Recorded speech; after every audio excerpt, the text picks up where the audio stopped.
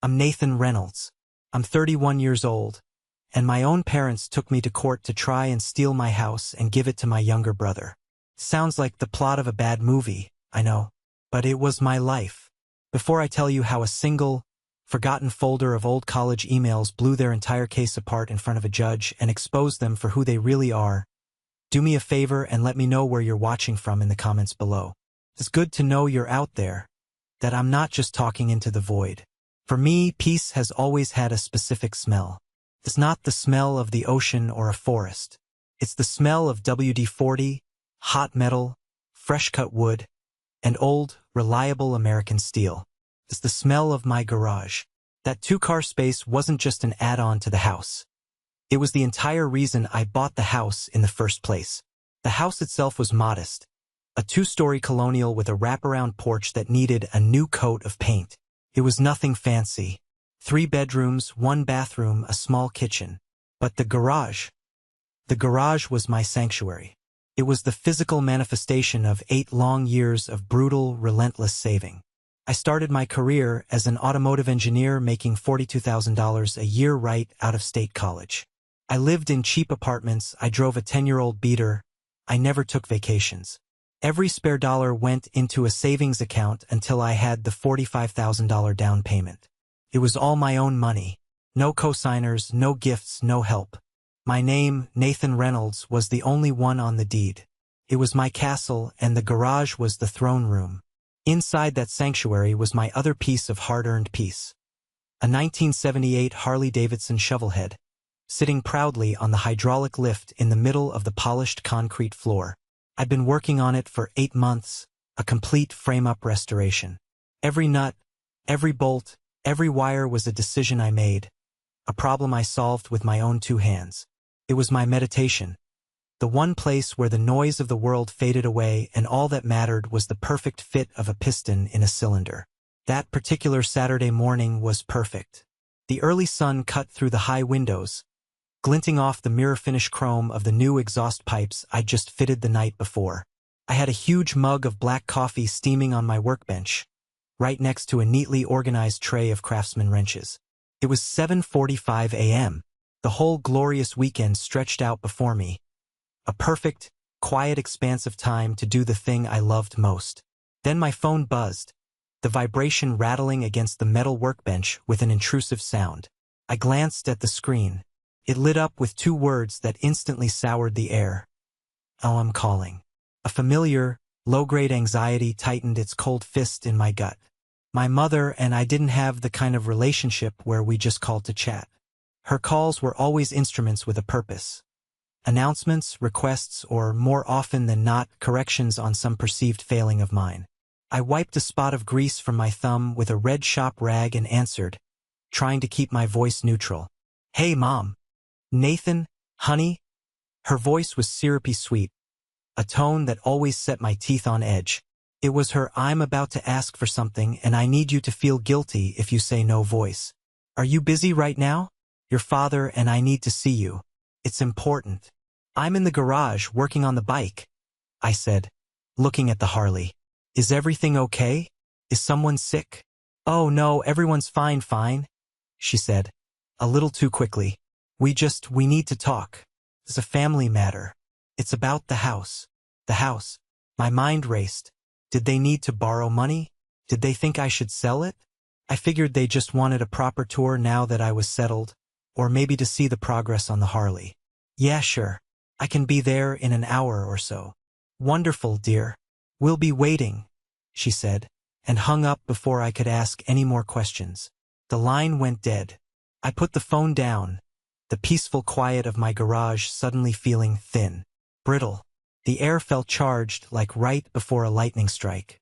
I took a last look at the bike, my beautiful, complicated monument to my own hard work and independence. A strange, protective feeling washed over me, a primal urge to guard what was mine. I didn't know why I felt it so strongly, but I did. I meticulously locked up the garage, double-checking the handle.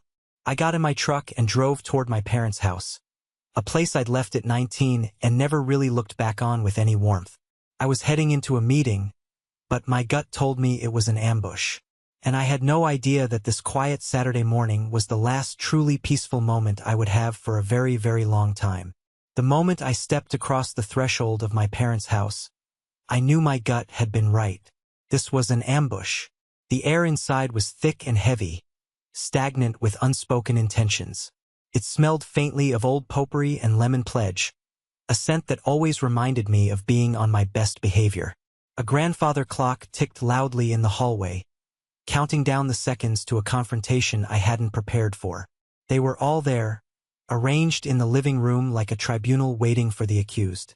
My father, Roberto, was in his big leather armchair, the one he not so jokingly called the throne. He had the posture of a king holding court. My mother, Maria, was perched on the very edge of the floral sofa, her hands knotted together in her lap, a study in practiced anxiety. My younger brother, Alex, was slouched next to her, looking profoundly bored and entitled, scrolling through his phone as if my arrival was an inconvenience. And to my complete surprise, my cousin Elena was there. She was a marketing director downtown, always dressed to the nines. Today was no exception. She sat primly on a side chair, a designer purse that cost more than my first car payment resting at her feet, a silent, well-dressed reinforcement. No one said hello. There were no pleasantries, no offer of a drink. My father gestured with his chin toward the empty wingback chair opposite him. "Nathan, sit down." I remained standing. My body instinctively knew this was a position of weakness. I crossed my arms. "Mom said you wanted to talk about the house." Roberto leaned forward, the leather of his chair groaning in protest. He steepled his hands under his chin, a gesture he used when he was about to lay down the law. He had this way of looking at you, his eyes scanning your face as if he were calculating your worth and finding it lacking. "We've been doing a lot of thinking," he began, his voice low and deliberate, each word chosen for maximum weight. "Your mother and I and Alex, we've all been talking, and we've come to a decision about what's best for this family." I waited. The ticking of the clock in the hall seemed to get louder. Alex finally put his phone away, a sign that the main performance was about to begin. "We believe it would be fairer," my father finally said, his eyes locking onto mine, "if Alex had your house." The words just hung there in the air, so absurd, so completely divorced from reality, that for a second I was sure I'd misheard. It was like he'd just told me the sky was green. But the look on his face, stern, resolute, without a hint of irony, told me I hadn't. I glanced at my mother, looking for some sign that this was a joke. She quickly jumped in, her voice taking on that wounded, manipulative tone she had perfected over decades. "Honey, you have to understand our position," she cooed, leaning forward earnestly. "Alex is struggling. You know that. His photography, it's a difficult field to break into. He's a true artist, but he needs a stable place to work, a studio to create. That big garage of yours, it would be perfect for him. It would give him the start he needs. And you're doing so well, Nathan," my father added, framing my success not as something to be proud of, but as a resource he had the right to allocate. "You have a good, stable job as an engineer, a great salary. You're practical. You can find another place. For Alex, this is a make-or-break opportunity to follow his dream."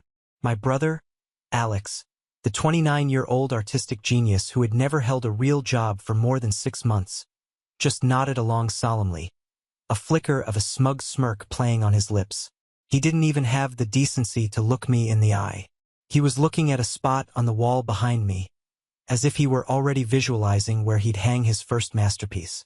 The sheer, unmitigated audacity of it was breathtaking. It wasn't a request. It was a verdict they had reached in my absence. They had sat in this very room, deliberated on the fate of my property, my 8 years of sacrifice, my future, and decided it belonged to someone else. A cold, hard anger began to rise from the pit of my stomach. It was so familiar. It was the taste of my entire childhood in this house. The feeling of being the reliable, sensible secondary son. The feeling of my efforts and accomplishments being treated as nothing more than a resource pool for my brother's endless, expensive whims.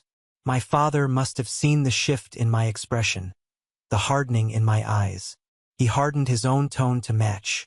We sacrificed a lot for you, Nathan. Don't forget that. We gave you a roof over your head. We fed you. We raised you. It's time you repaid the family. We gave you everything we could. My mother chimed in, her eyes welling up with perfectly timed tears. We loved you, we supported you. Now we're just asking you to do the same for your brother. Is that really so much to ask? I looked at their faces, a united front of delusion and emotional blackmail.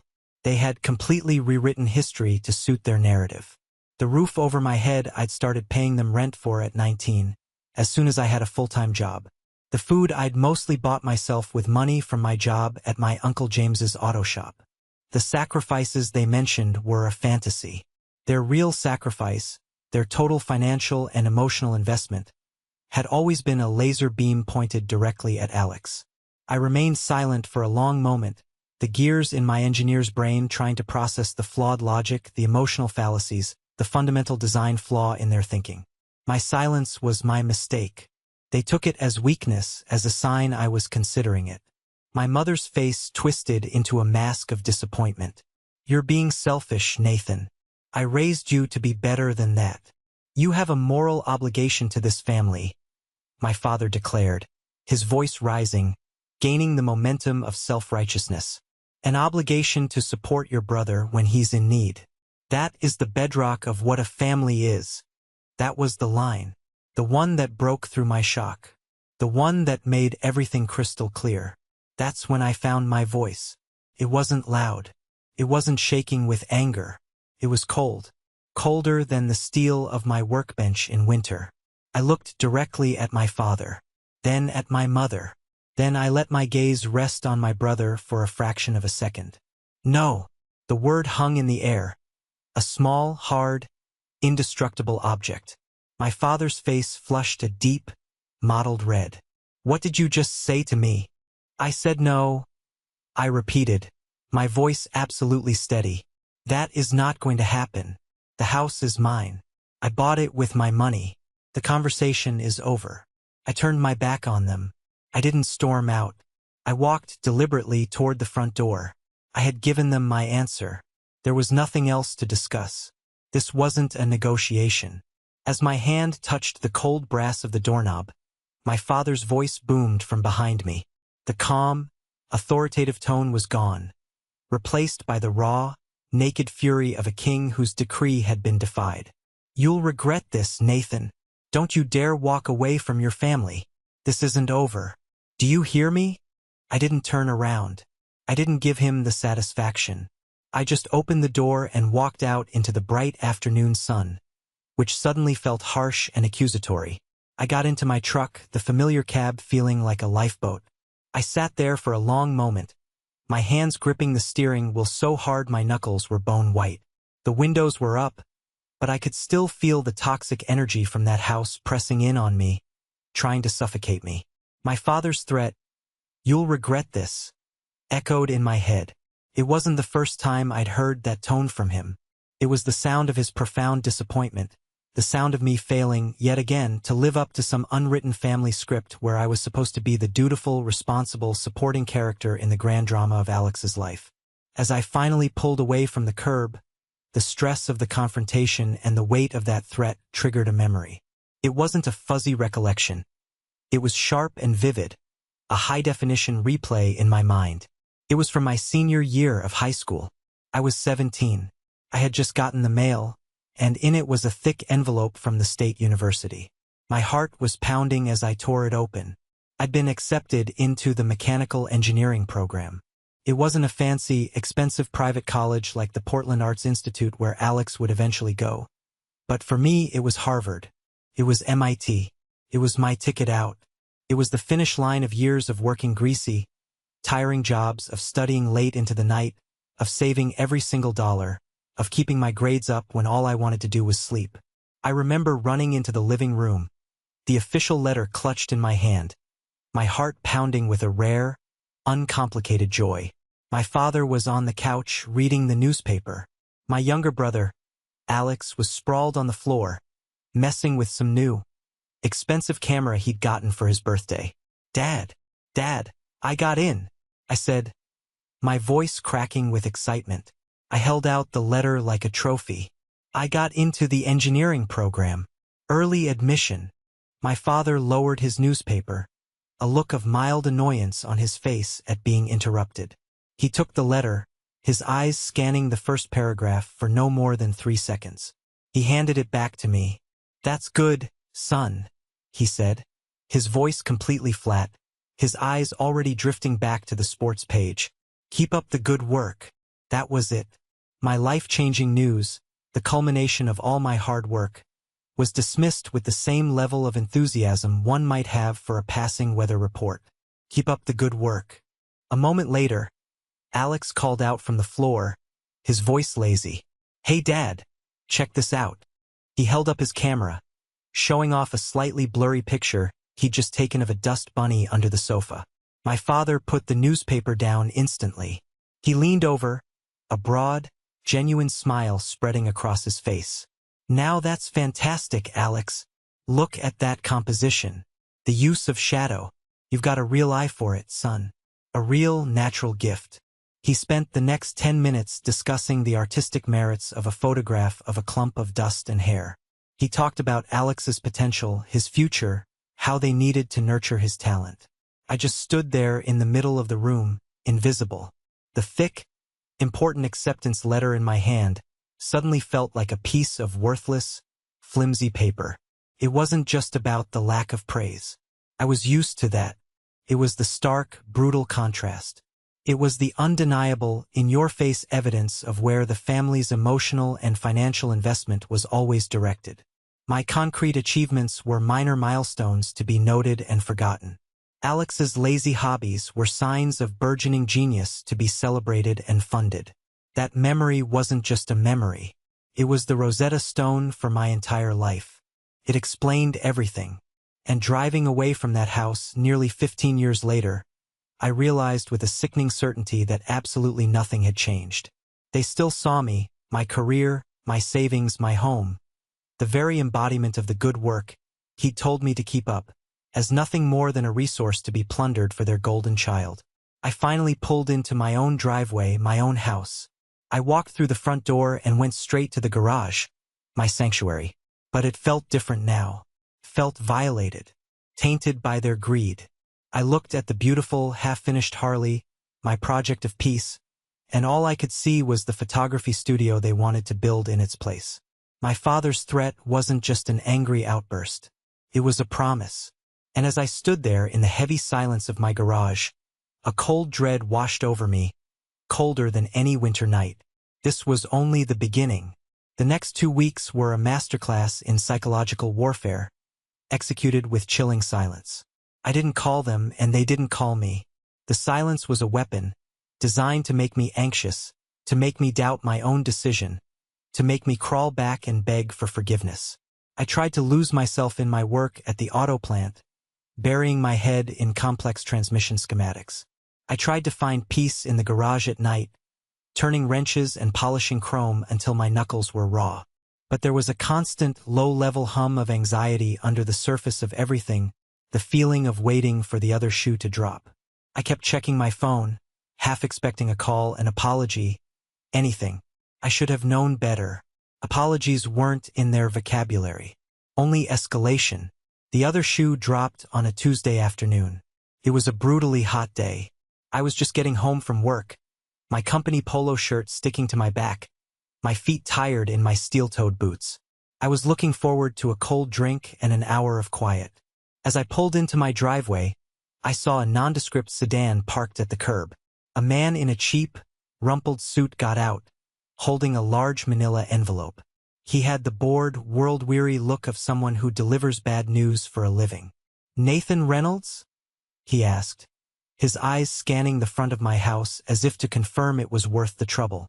"Yeah," I said, my heart starting to pound a slow, heavy rhythm against my ribs.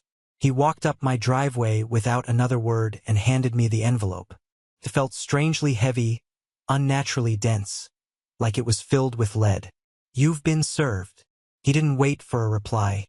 He just turned, got back in his car, and drove away, leaving me standing in my own driveway in the oppressive heat, holding a declaration of war for my own family. I walked inside, the air conditioning a cold shock against my skin. I sat down at my simple kitchen table, the same table where I ate my meals alone every night. My hands were trembling slightly as I tore open the seal. The papers inside were thick with legalese, a dense forest of jargon designed to intimidate and confuse.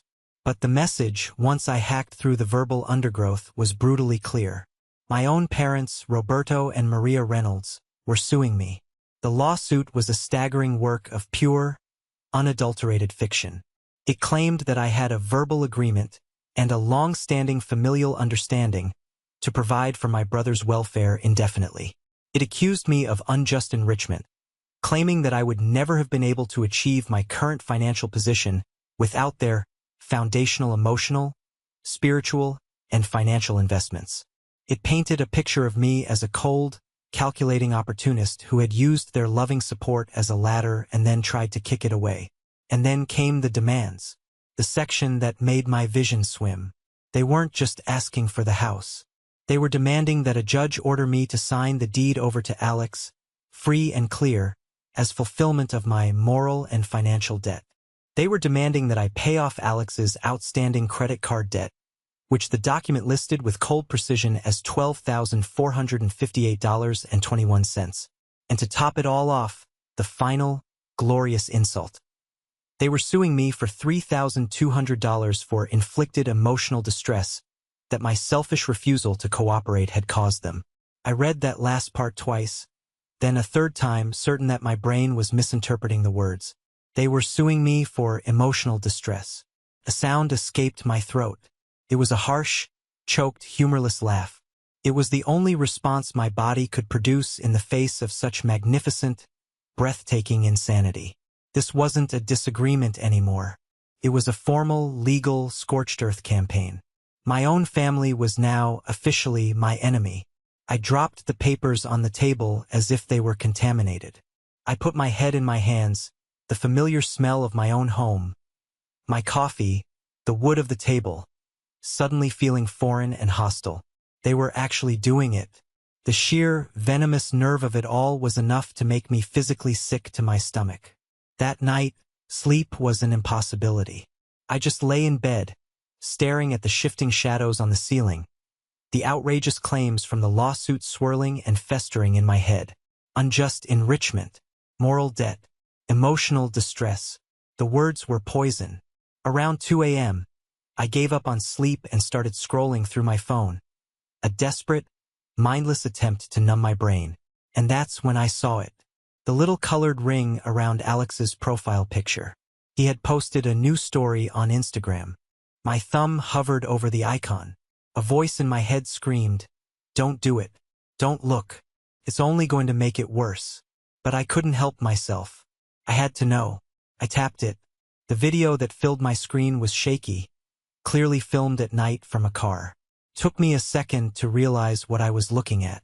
He was parked on the sidewalk across the street from my house, filming my garage, my home.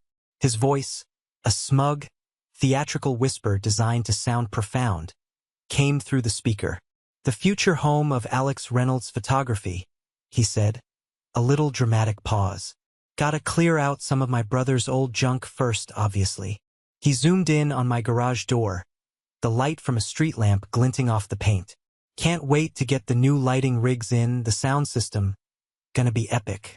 So grateful for my family, who always fight for what's right and support true artists. Big things coming soon, guys. Stay tuned." I watched it again, and then a third time. The cold anger I'd felt before was now white-hot, a purifying rage. It wasn't just a lawsuit anymore. It was a public humiliation, a victory lap before the race had even been run. He was so confident, so utterly certain he would win, that he was already claiming my space, my sanctuary, as his own. And he called my Harley, my 8-month project of passion and precision engineering, the one thing in the world I was truly proud of building, junk. That was the moment I felt true, absolute loneliness. It was me against all of them. My parents, the architects of this madness. My brother, the gleeful beneficiary. Even my cousin Elena, who I now realized wasn't just a passive observer at that meeting. She was an active conspirator.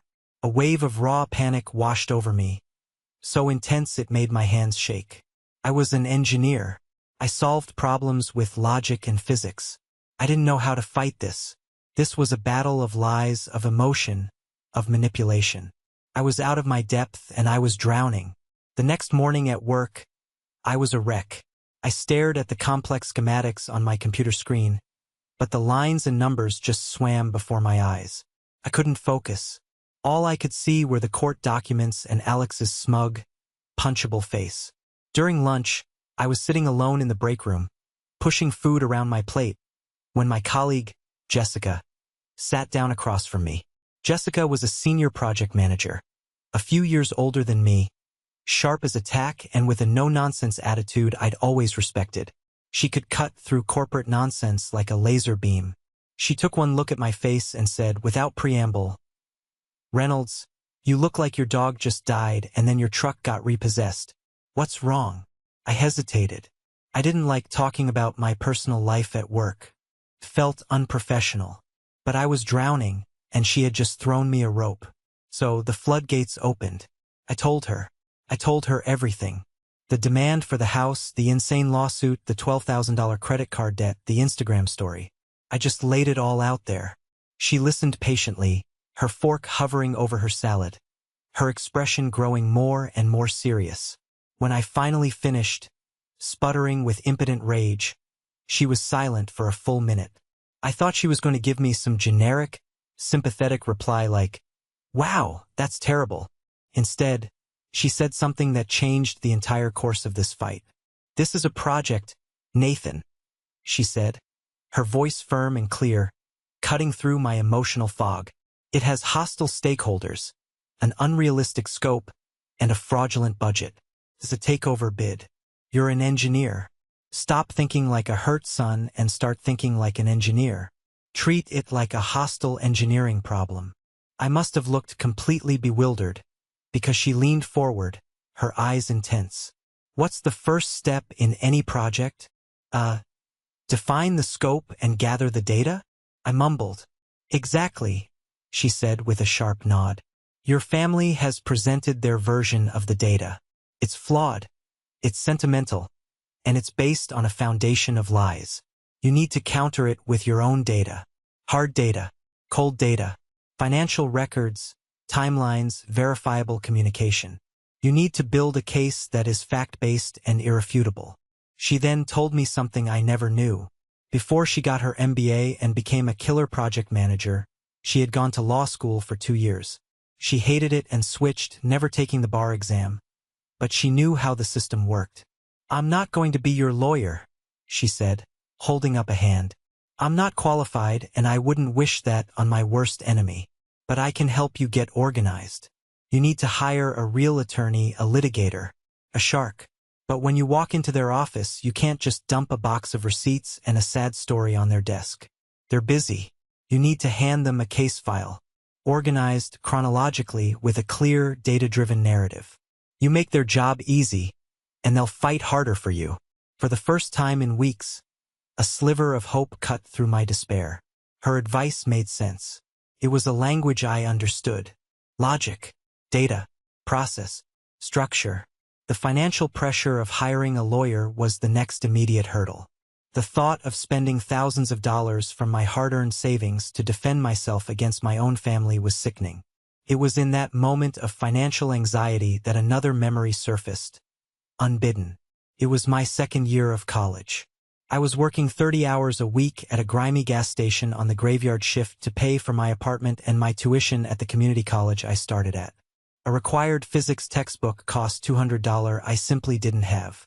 I remember swallowing my pride, the shame burning in my throat, and calling my mom.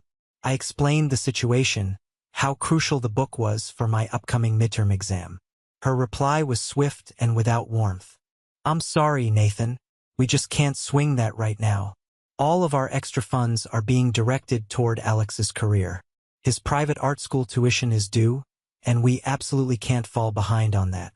I'm sure you'll figure something out." You always do. $200 for a critical textbook that would determine my grade versus a tuition bill that I knew was in the tens of thousands of dollars. I remember hanging up the phone, not with anger, but with a profound, chilling clarity. I was on my own. I always had been. I ended up buying a used, older edition of the book from a senior and spending hours in the library cross-referencing it with the correct version. I got a B on the midterm. That memory, triggered by the current financial strain, didn't make me despair. It hardened my resolve into steel. I had survived on my own then, and I would survive on my own now. With Jessica's guidance, I spent the entire weekend at my kitchen table, which I now thought of as my war room. I created a spreadsheet. I listed every job I'd ever had, starting with my uncle's garage at 15. I found old bank statements, my student loan documents, my car payment records. I was building my arsenal piece by painstaking piece. On Monday, after doing some research, I made an appointment with a young, hungry litigator Jessica had heard good things about, David Chun. I walked into his sleek, modern office not as a victim, but as the project lead for the most important project of my life, the defense of my own existence. And I was carrying the data to back it up. The weeks leading up to the first court hearing were a special kind of hell. It was a war on two fronts. During the day, I was an engineer at Apex Motors, solving complex mechanical problems, my mind focused on tolerances and torque specifications. At night, I was my own forensic accountant, my own paralegal, digging through a decade and a half of my life, trying to quantify my independence in dollars and cents for my lawyer, David. The legal fees started to mount, a constant, draining pressure on the savings I had worked so hard to build. Every check I wrote to David felt like my family was reaching directly into my bank account. My family, meanwhile, had launched a full-scale emotional assault, a campaign of guilt by 1,000 cuts. My mother would leave these long, rambling, tearful voicemails, her voice thick with sorrow, talking about how I was tearing the family apart and breaking her heart. My father would send curt, demanding emails, not with emotion, but with cold, hard pronouncements about honor, duty, and the disrespect I was showing to my elders. It was a coordinated good cop, bad cop routine, designed to destabilize me and wear me down. And one night, it almost worked. It was late, probably after midnight. Rain was lashing against the windows. I was in the garage, the single bare bulb overhead casting long, distorted shadows. I was just staring at the Harley. It was still on the lift, half assembled, now covered in a thin layer of dust. A monument to a life I used to have. I hadn't had the heart or the energy to touch it since the lawsuit papers arrived. The garage didn't feel like a sanctuary anymore. It felt like the main objective in a hostile takeover. I looked at the bike, a symbol of my freedom, and for the first time, I felt a crushing, suffocating wave of despair. Was it worth it? All this fighting, all this money, all this pain? My savings were dwindling. My job performance was suffering. I was exhausted emotionally and physically. Maybe I should just give them the house. Just sign it over. Sell my tools, sell the bike, pack a bag, and just disappear. Start over somewhere in a new state under a new name. The thought was seductive. The idea of just stopping. The exhaustion was so profound it felt like a physical weight pressing down on my chest, making it hard to breathe. I leaned heavily against my workbench, the cold metal a shock against my skin, and I seriously, genuinely considered giving up. My lawyer, David, had been firm in our last meeting. We have a good case, Nathan, a strong one based on your financial independence. But right now, it's mostly your word against theirs. They'll get on the stand and cry. They'll talk about what a loving, supportive family they are. Juries and judges can be swayed by that. We need something to shatter that picture. Something undeniable. A smoking gun. Shatter the picture. The phrase echoed in my head. What did I have? Bank statements? Pay stubs? They would just argue that their emotional support and stable home environment enabled all of that. Felt hopeless. Defeated. I went back inside, dripping with rain and misery. I sat down at my computer, intending to draft an email to David, to tell him I was thinking of settling, of surrendering. I was looking for an old financial spreadsheet to calculate what I'd lose, navigating through the cluttered folders on my old backup hard drive. My finger slipped on the mouse, and I accidentally double-clicked on a folder I hadn't opened in almost a decade. The name on the folder was simple, almost laughably mundane: college_finances. My heart started to beat a little faster. A flicker of something: curiosity, hope, cut through the fog of despair. I clicked it open, and there it was. It was all there. Every single email I had ever sent to or received from my parents during my 4 years of college. I had saved them all. A meticulous habit born from my engineering mindset. Document everything. You never know when you'll need to check the original specs. My hands were shaking as I started opening the files. It was like watching a slow-motion car crash of my own young adulthood. There was the polite, almost begging email asking for that $200 for the physics book. And there was my mother's reply, even colder and more dismissive in writing than I remembered. Nathan, as we have discussed multiple times, our financial focus must remain on Alex's artistic development. We cannot divert funds at this critical stage. I'm sure you'll figure something out. You always do. There was another one a year later. I asked if they could possibly help with a $50 fee for a professional engineering certification exam that could help my career. My father himself had replied to that one, a short, brutal email. Your brother needs a new telephoto lens for his camera that costs over $1,000. We are prioritizing his needs as his career path requires significant initial investment. You need to learn to stand on your own 2 feet. Email after email told the same consistent, damning story. Me politely, respectfully asking for small, specific amounts for essential educational and career needs.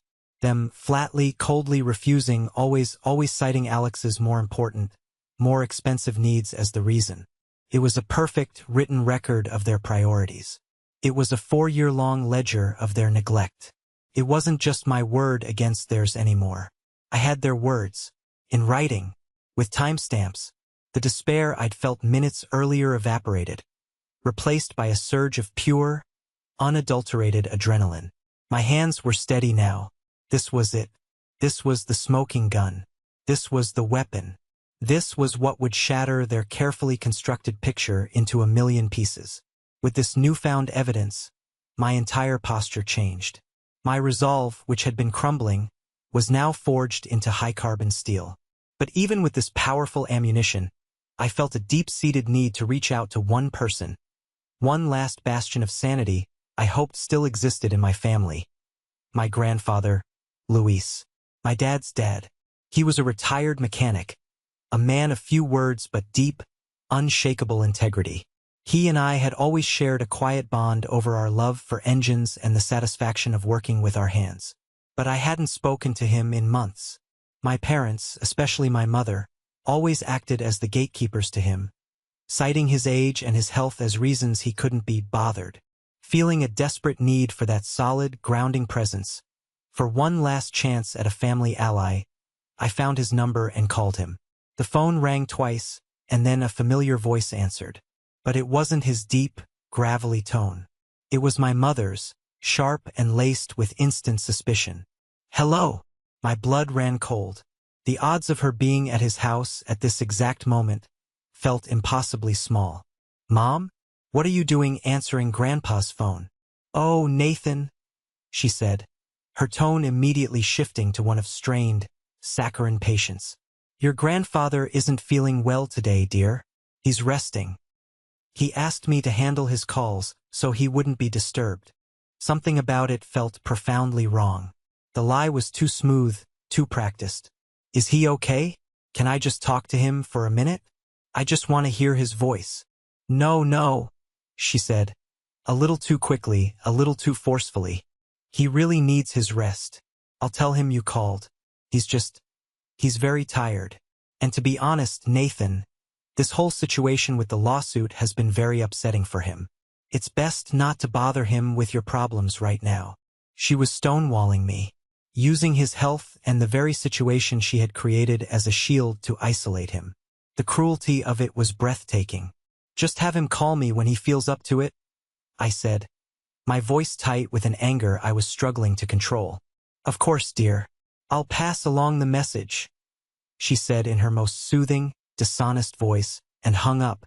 I knew, with a certainty that chilled me to the bone, that my message would never be delivered. They weren't just attacking me. They were actively cutting me off from the only other person in the family I thought I could trust. I didn't know the full extent of their deception yet, but I knew I had to win this fight on my own now. There was no one else. I turned back to my computer.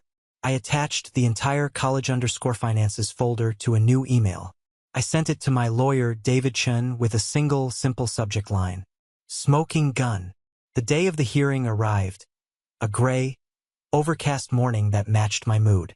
I woke up before my alarm. A knot of ice in the pit of my stomach. This was it. I put on the only suit I owned, a simple, conservative black suit I'd bought off the rack for job interviews years ago. Felt like armor. As I adjusted the tie in the mirror, I looked into my own eyes. They looked older, tired, but there was a flicker of something hard and resolute in them that hadn't been there before. I carried a single, slim briefcase. In it were my notes and a copy of the file that David now possessed. I was ready. I walked into the courtroom, the smell of old paper and stale air conditioning filling my lungs. It was a cold, impersonal room, all dark wood and faded glory. I sat next to David at the defense table. A few minutes later, my family walked in. It was a calculated, theatrical entrance. My father, my mother, and my brother, Alex, were all dressed in crisp, matching navy blue polo shirts. It was so bizarre, so unsettlingly coordinated, that it looked like a uniform for some strange, dysfunctional cult. They were presenting themselves as a team, a unified front, the United Reynolds family. My cousin Elena was with them, not in a polo, but in a sharp, expensive-looking power suit, whispering instructions into their lawyer's ear. She looked more like a corporate handler than a loving cousin. They sat on the opposite side of the courtroom, a tangible chasm between us. They made a great show of not looking at me. My mother was already dabbing at her eyes with a tissue, a performance of fragile motherhood for the benefit of the judge. My father was staring straight ahead, his jaw set in a look of righteous, paternal determination. Their lawyer, a slick, silver-haired man named Mr. Albright, went first. He spoke in a smooth, patronizing tone that made my skin crawl. He painted a masterpiece of pure fiction. He spoke of my parents' unwavering emotional support, their countless financial sacrifices, their simple, humble dream of seeing both their beloved sons settled and secure. He waxed poetic about the sanctity of family. He even produced exhibits with a flourish. A large poster board with a collage of photos from my childhood, me on a tricycle, family Christmases, a birthday party. It was a carefully curated highlight reel of a happy family that had never truly existed. And then, with a completely straight face, he submitted a small, framed McDonald's receipt from 2004 for $8.50 as Exhibit B. Proof, he declared to the judge, of their early and consistent investment in their son's nutrition and well-being.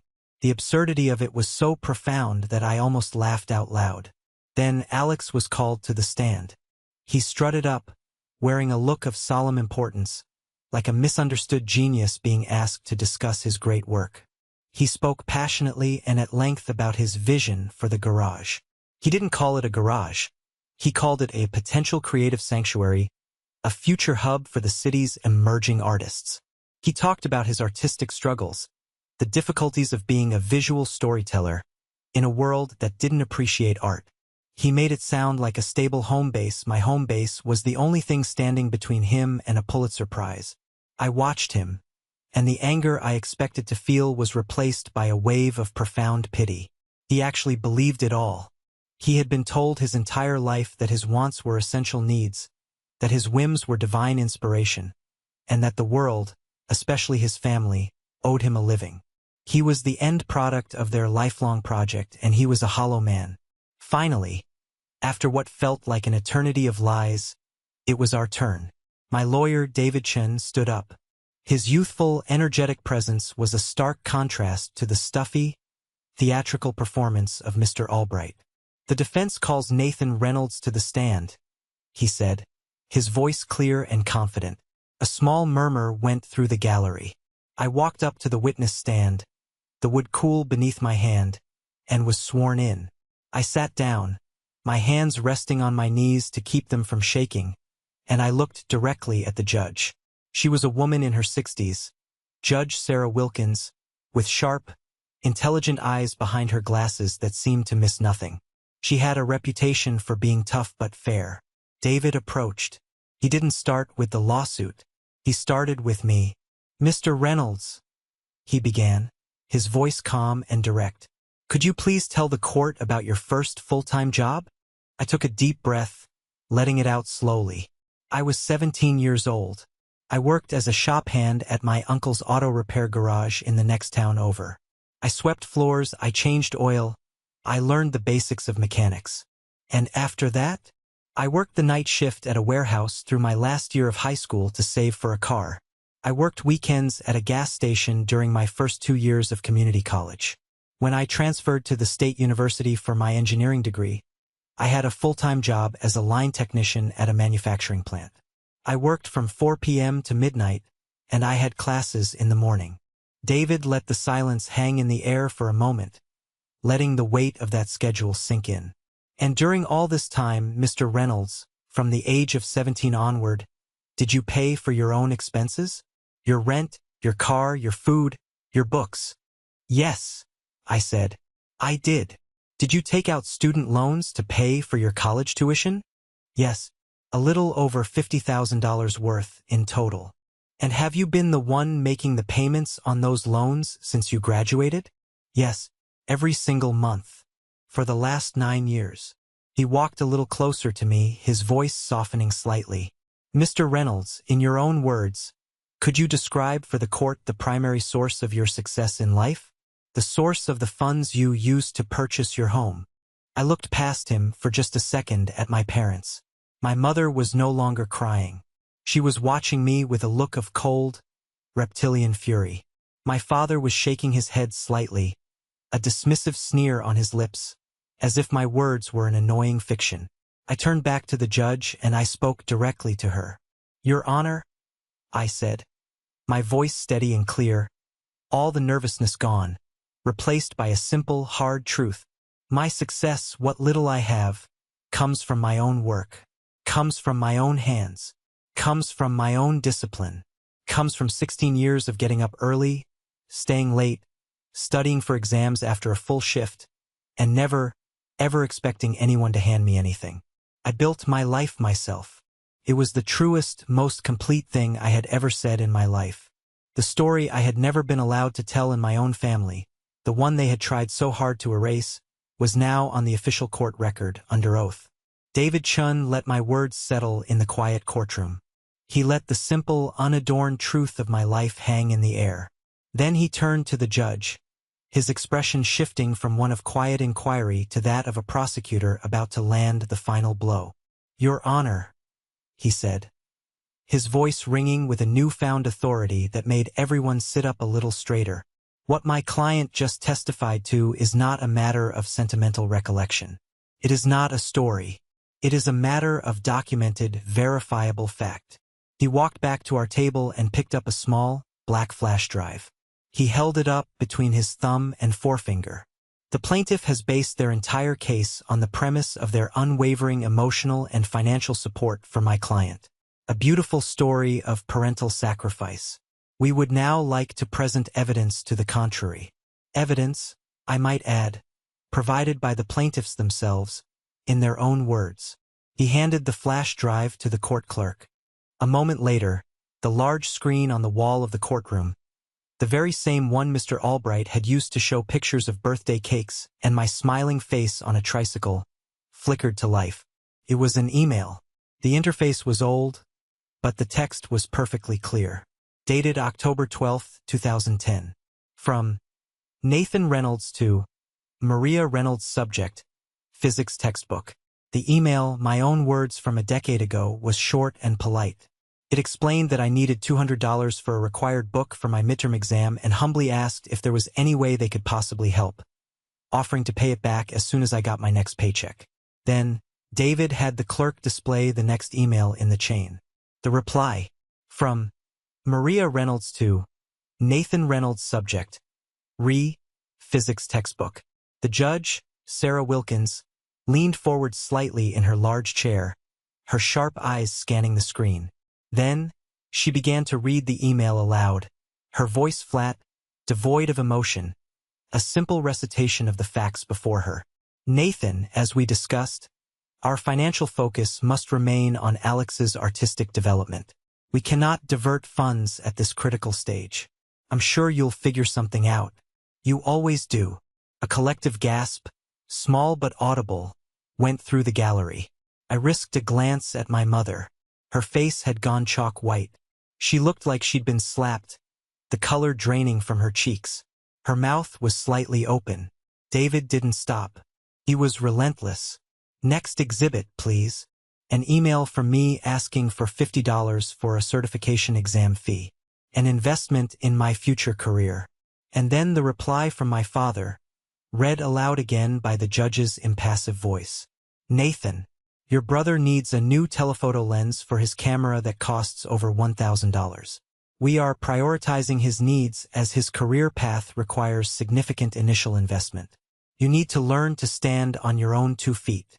One after another, David displayed the emails.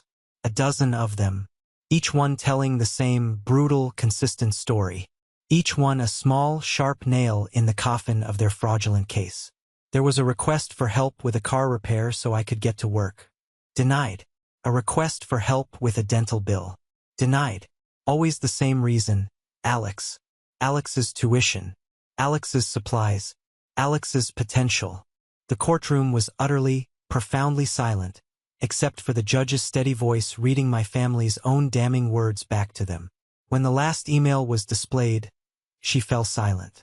She took off her glasses, polished them slowly with a small cloth, and put them back on. It was a deliberate, thoughtful, and terrifying gesture. Then she looked up, her gaze sweeping over my parents, my brother, and my cousin Elena. It was a look of such profound, undisguised contempt that I saw my father physically flinch, as if he'd been struck. The mask of the righteous, aggrieved parent had not just been shattered. It had been incinerated, leaving behind only the ugly, grasping truth. Mr. Albright, the slick lawyer, was shuffling his papers, his face flushed, avoiding eye contact with anyone. Alex was staring at the screen, his mouth slightly agape, as if he couldn't comprehend a world where his needs weren't the center of the universe. My mother had her head bowed, her face hidden in her hands, but this time, the tears were clearly real. They were tears of pure, unadulterated public humiliation. The judge finally looked at their lawyer. "Do you have anything else to add, counsel?" she asked, her voice dripping with ice. Mr. Albright, for the first time that day, was speechless. He just shook his head, looking down at his table. Judge Wilkins looked at me then, and for a fleeting second, I saw something in her eyes that wasn't just professional judgment. It was a flicker of human understanding, of respect. Then her gaze snapped back to my family. "I think I've seen enough," she said, her voice like the gavel she was about to use. The show was over. We didn't have to wait long for the official verdict. The wheels of justice, for once, turned quickly. For days after the hearing, David Chun called me at work. I took the call in an empty conference room, my heart pounding. "We won, Nathan," David said, and I could hear the smile in his voice. "We absolutely won." The judge didn't just dismiss their case. She dismissed it with prejudice, which is a legal term meaning they can never, ever file the same frivolous lawsuit against you again. It's done. A wave of relief so powerful it almost buckled my knees washed over me. I had to sit down. That's amazing, David. Thank you. Wait, it gets better," he said, clearly enjoying himself. She wrote in her official ruling that their claim was, and I'm quoting directly here, "a transparent and malicious attempt to expropriate property through the abuse of familial ties and fabricated emotional debt." She absolutely scorched them. It was over. I had won. I had defended my home, my work, my life. I had stood up to them, and for the first time I had come out on top. That night I celebrated. Not by going out to a bar or a fancy restaurant, but by going into my garage. I took the dusty cover off the Harley. I put on some old Tom Petty. And for the first time in months, I worked on my bike. I felt the familiar, easy peace return, but it was deeper now, more solid. It was the peace of a man who had fought a dragon and, against all odds, had won. That peace lasted for exactly 2 days. I came home from work on Friday evening, looking forward to a weekend of freedom, and found it. My beautiful, clean, white garage door had been spray-painted. In huge, sloppy, dripping red letters were 2 words: thief and liar. My heart hammered against my ribs, a panic drumbeat. I ran to the door, my hands fumbling with the keys, a terrible, sickening dread rising in my throat. I swung it open, praying they had just stopped at the door. They hadn't. They had gotten to the Harley. They had taken a can of the same red paint and poured it all over the engine I had so meticulously rebuilt. It dripped from the cooling fins onto the floor, a pool of blood-red violation. The custom leather seat I'd saved for months to buy was slashed to ribbons, the stuffing pulled out like guts. A rage, pure and absolute, unlike anything I had ever felt in my life, surged through me. It wasn't hot and loud. It was ice-cold and silent. This wasn't a family dispute anymore. This wasn't about money or a house. This was a crime. This was a violation of the deepest, most personal kind. They had come into my space and tried to destroy the one thing that was purely mine. I didn't yell. I didn't punch a wall. My engineer's brain took over, pushing through the rage. Document. Observe. I pulled out my phone and documented everything, taking sharp, clear pictures from every angle. Then, a spark of memory. My security camera. The one I'd installed over the garage door a year ago after a few packages went missing. I went inside, my hands shaking with adrenaline, and pulled up the footage from the night before on my laptop. And there they were. At 1:37 a.m., the infrared camera casting them in a ghostly white light. The footage was grainy, but the identities were unmistakable. It was Alex, holding the can of spray paint, his movements jerky and filled with a spiteful energy. And right behind him, holding a flashlight and a utility knife, was my cousin Elena, the respectable marketing director. I watched in stunned silence as Alex vandalized my property while Elena, the corporate professional, acted as his lookout and accomplice, before stepping forward herself and taking the knife to my motorcycle seat with vicious, deliberate slashes. I saved the video file to my desktop. I picked up my phone, and I called the police. An hour later, a police cruiser, its lights off, pulled silently into my driveway. A weary-looking officer in his 40s named Rodriguez got out. He had the tired, seen-it-all eyes of a man who spends his nights dealing with the worst parts of human nature. Initially, his attitude was exactly what I expected. Professional but skeptical. He'd seen 1,000 messy family disputes. "So you're saying your brother did this?" he asked, looking at the graffiti on the garage door, his tone non-committal. "I'm not saying it," I replied, my voice calm and even, a strange byproduct of my focused rage. "I'm showing you." I led him inside to my kitchen table, my war room. I didn't just show him the security footage. I showed him everything. I had it all laid out. First, I gave him a printed copy of the judge's ruling from the lawsuit, with the key phrases highlighted. Then, I played him the security video on my laptop. I explained the context not with emotion, but with a simple, logical timeline. They sued me for the house. They lost in court on Tuesday. This happened Thursday night. This is not a random act. This is retaliation. As he watched the video of Alex and Elena, Officer Rodriguez's entire demeanor changed. The professional weariness vanished, replaced by a hard, serious focus. He leaned closer to the screen, his eyes narrowing. He saw what I saw. Not a messy family squabble, but a premeditated criminal act. Conspiracy. Destruction of property. Felony. "I'll need a copy of this video file," he said, his voice now firm, all business. "And a copy of that court order. That establishes motive. We'll be paying your brother and cousin a visit." For the second time in a week, the system I had been so afraid of was working for me, all because I had cold, hard documentation. The fallout was swift and spectacular. The police visit clearly terrified my family. because their tactics immediately shifted from physical destruction to public smearing. Alex launched a GoFundMe page titled, "Help Me Rebuild After Family Betrayal," filled with lies about how I had stolen his inheritance and manipulated the courts.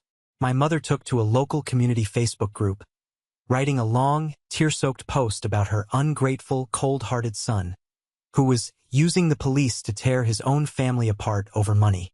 But they had fundamentally miscalculated. They assumed everyone in their world saw things their way. My phone buzzed with a notification from a family group chat I had muted weeks ago. My cousin Diego, who was Elena's younger brother, had posted the link to my mother's Facebook screed. His message read, "Aunt Maria, Uncle Roberto, what is wrong with you people? I just saw the security footage Nathan sent me. You sued him, you lost, and then you send Alex and Elena over like a couple of thugs to destroy his property? Are you insane? Leave him alone." The chat exploded. Other aunts, uncles, and cousins jumped in. Some defended my parents with weak platitudes about family loyalty, but many, to my absolute shock, defended me. They spoke of how they'd always seen the blatant favoritism, how they'd watched me work my tail off while Alex was handed everything on a silver platter. The final, decisive blow, however, came from the one person I had tried and failed to reach. A message appeared in the chat from a number I didn't have saved, but a name I knew better than my own, Luis Reynolds. My grandfather. His message was short and brutal. It was a public text addressed to my parents, for the whole family to see. "Roberto and Maria, you are a disgrace to this family's name. He succeeded in spite of you, not because of you. Leave your son alone before you embarrass yourselves further." A profound sense of vindication washed over me, so strong it felt like a physical weight lifting off my chest. The truth was out. The family wasn't a unified front. It was a fractured group of people who had been silent for far too long. Later that evening, as I was cleaning up the last of the mess in the garage, my doorbell rang. I opened it to find my grandfather, Luis, standing on my porch. He looked older than I remembered, his face etched with worry, but his eyes were clear and steady. "Your mother told me you didn't want to talk," he said, his voice gravelly with emotion. "She told me you were angry at me, but I know my son, and I know you." So I knew she was lying. He had driven 2 hours to see me the moment he saw the explosion in the group chat. The real cavalry had just arrived. My grandfather's arrival was a turning point. It was like the first clean rain after a forest fire. He didn't just stay for an hour. He put his small overnight bag down in my spare room and stayed for the whole weekend. He didn't talk much about the lawsuit or the family drama at first. Instead, he walked into my garage, surveyed the damage with a critical eye, looked at the paint-splattered Harley, and said, his voice full of gravelly purpose, "Well, looks like we've got work to do. Where are the rags and the turpentine?"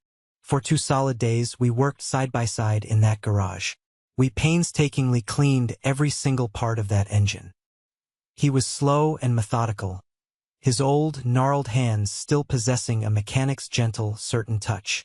He showed me a trick for getting paint off chrome without scratching it, a technique involving mineral spirits and a specific type of soft cloth, a secret he'd learned 50 years ago in his own shop. We talked for hours, but not about them.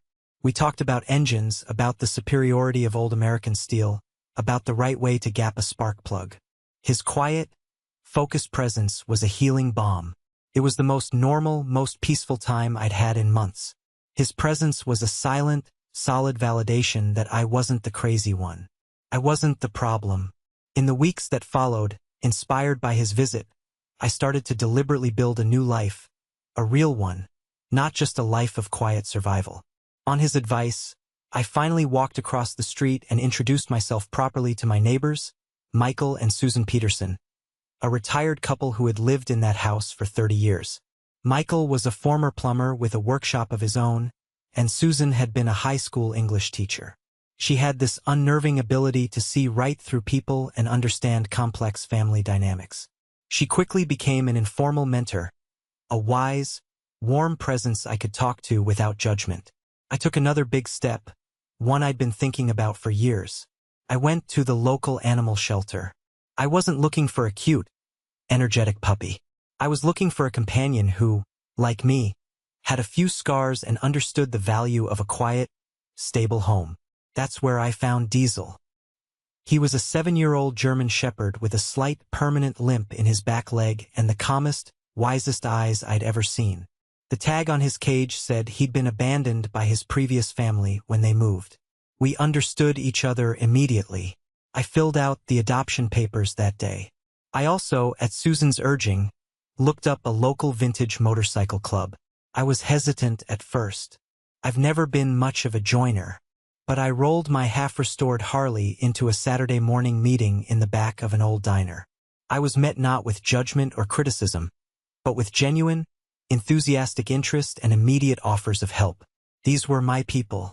They spoke my language, the language of carburetors and custom parts. They valued the work of a person's hands above all else. My world was slowly, carefully expanding. It was filling up with new relationships, ones based not on a toxic sense of obligation or unwritten debts, but on shared interests, mutual respect, and genuine kindness. My family was now a 78-year-old retired mechanic, a sharp-witted retired schoolteacher, a quiet, loyal rescue dog, and a bunch of gearheads who loved old bikes as much as I did. And it was more real, more solid, and more supportive than anything I had ever known in my 31 years. One Sunday afternoon, about a month after his first impromptu visit, my grandfather and I were sitting on my front porch in 2 old rocking chairs, watching Diesel sleep in a patch of sun. We'd just finished a long but satisfying day of work on the bike. The engine was finally clean and reassembled. Luis turned to me, his expression more serious than I'd seen it. He had something on his mind. "I need to tell you something, Nathan. Something I should have told you a long, long time ago." He told me about my college graduation, the day I had thought he'd been too sick to attend. "I was there," he said quietly, his gaze fixed on the street. "I wanted to come. I wanted to see you get that diploma, to celebrate with you. I called your father the week before to make travel plans. He told me not to come." I stared at him, my heart clenching. "Why? What did he say?" "He told me you were embarrassed by me," Luis said, the words tasting like poison even now. "He said you were moving up in the world, and that you didn't want your hick mechanic grandfather with grease under his fingernails around your new, educated college friends. He said you had asked them specifically not to invite me, to spare yourself the awkwardness." The lie was so incredibly cruel, so perfectly designed to wound both of us, that it stole the breath from my lungs. That's not true. That is the biggest lie I've ever heard. I wanted you there more than anyone. I asked them if you were coming, and they said you were too sick to travel, that the long drive would be too much for you. A sad, knowing look crossed my grandfather's face. "I know it's not true, son. I know that now, but I believed it for a while. It hurt, but still, I couldn't stay away. I drove up anyway. I parked my old truck across the street from the stadium, and I watched the whole ceremony through a pair of binoculars I keep in the glove box. I saw you walk across that stage, Nathan, and I was never more proud in my entire life." He reached into the worn leather wallet he carried in his back pocket and carefully took out a faded, slightly blurry photograph. He handed it to me. It was me, a tiny, indistinct figure in a cap and gown, walking across a stage hundreds of yards away. He had taken it from his truck. He had kept it in his wallet for almost 10 years. Tears, hot and sudden, welled in my eyes and spilled down my cheeks. The paternal validation I had craved my entire life, the pride I had ached for, was right here, in this blurry, long-distance photograph. He hadn't abandoned me. He had been stolen from me. Then he told me the rest of the story, the origin story of the poison, the secret that explained but did not excuse everything. "You know why your father is the way he is with you and Alex?" he asked, his voice low. "Because the very same thing was done to him. His younger sister, your Aunt Carol, she was the golden one. My wife, your grandmother, God rest her soul. She was a good woman in many ways, but she saw the sun rise and set in that girl. Roberto could bring home a perfect report card, straight A's, and she'd nod and put it on the fridge. Carol would finger paint a meaningless blob, and your grandmother would have it professionally framed and hang it in the living room. He was the workhorse. She was the prize. He sighed, a deep, rattling sound of old regrets. I didn't see it clearly enough back then. I was working 2 jobs, trying to keep the lights on. I was tired. By the time I saw the real damage it was doing to him, how it was making him hard and bitter, it was too late. The mold was set, and when he had 2 sons of his own, he didn't know any other way. He became what he hated. He turned in his rocking chair and looked me straight in the eye. His voice was firm, unequivocal. I am not telling you this to make you forgive him, Nathan. Do you understand me? Some things can't be fixed. I'm telling you this so you understand. This poison, this generational curse, it didn't start with you, and it does not belong to you. You have every right and maybe even a duty to break the cycle. You have every right to walk away and build your own life. That's not being selfish. That's survival. In that moment, a lifetime of anger and hurt inside me didn't vanish, but it shifted. It reformed. It was no longer a personal wound inflicted just on me by a cruel father. It was a generational sickness. And my grandfather had just given me the permission I needed to be the one to end it. To be the firewall. He also confirmed what I had suspected about Elena. She's been in deep financial trouble for years, he said with a dismissive wave of his hand. Been borrowing heavily from your father. This whole lawsuit, she was just trying to secure her position with him. Just trying to stay on the payroll. Pathetic. A few weeks later, I finished the Harley. It gleamed under the garage lights, a symphony of polished chrome and deep, glossy black paint. It was more than a motorcycle. It was a trophy. It was a testament. I had a small get-together to celebrate. Not a family reunion, but a gathering of my real family. Louise, the Petersons, Jessica and her husband, my lawyer David Chun, and my new friends from the bike club. As I fired up the engine for the first time, its deep, rumbling, ground-shaking roar was the sound of my own, hard-won freedom. It's been 8 months since the day I fired up that Harley. 8 months since I truly, finally, and permanently closed the door on the family I was born into. The attempts to contact me haven't stopped completely, but they've changed. They've become weak, desperate, and, frankly, pathetic. My mother occasionally sends texts, long, rambling paragraphs filled with guilt and passive aggression. We're having a very hard time financially, Nathan. The legal fees from your lawsuit really set us back. Your brother still can't find a stable job. I hope you're happy with what you've done to us. I read them and feel nothing. It's like reading a weather report from a foreign country. They are just words on a screen from a stranger I used to know. My father tried a different tactic a few weeks ago. He sent a cold, formal email. There was no apology, no remorse. It just said, "It has been long enough. It is time for you to forgive us. A family should be unified." The sheer, unmitigated arrogance of demanding forgiveness without a single shred of accountability was almost impressive. I didn't reply. I just marked it as spam and deleted it. Alex's Instagram has become a sad, public chronicle of his own making. He works part-time at a coffee shop now to pay for his car insurance. His stories are no longer about his grand artistic visions or his future studio. They're filled with bitter complaints about rude customers, his manager, and long, vague posts about toxic family dynamics and people who are holding him back from his true potential. He still doesn't get it. He is, and probably always will be, the hero of his own tragic story. I haven't blocked their numbers or their accounts. At first, it was because my lawyer advised me to keep a record of any potential harassment. But now, it's because it simply doesn't matter. Their words, their dramas, their self-pity. It all has no power over me anymore. It is just noise, a faint, tinny echo from a world I no longer inhabit. My life is quiet now.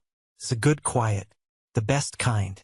It's a quiet filled with the happy, rhythmic click of Diesel's nails on the hardwood floor as he follows me from room to room. It's a quiet filled with the easy laughter of my friends from the bike club on a Saturday morning. It's a quiet filled with the low, wise voice of my grandfather. He comes over most Sundays. We don't talk about the past much anymore. We talk about the future. We're currently planning a frame-up restoration of a beat-up 1968 Ford F-100 we found in a barn. A new project. A new start. My house is no longer just a property to be defended. It's a home. My garage is no longer a potential crime scene. It's my workshop, my sanctuary, my place of peace. The deed of ownership, the document they tried to steal, sits in a fireproof safe in my office. It's not just a legal document. It's my declaration of independence. It's proof that I survived. It's proof that a man can build his own foundation. A foundation strong enough to withstand any storm, even one that comes from his own blood. I learned the hardest, most valuable lesson of all. Sometimes the most loving thing you can do for yourself is to walk away, and you don't ever have to apologize for choosing to save yourself. Thank you for listening to my story. I know it was long, but it needed to be told. I hope it resonated with you in some way. Have you ever had to face a situation where you had to choose between your family and your own well-being? Share your story in the comments below, and don't forget to like and subscribe so you don't miss what's next.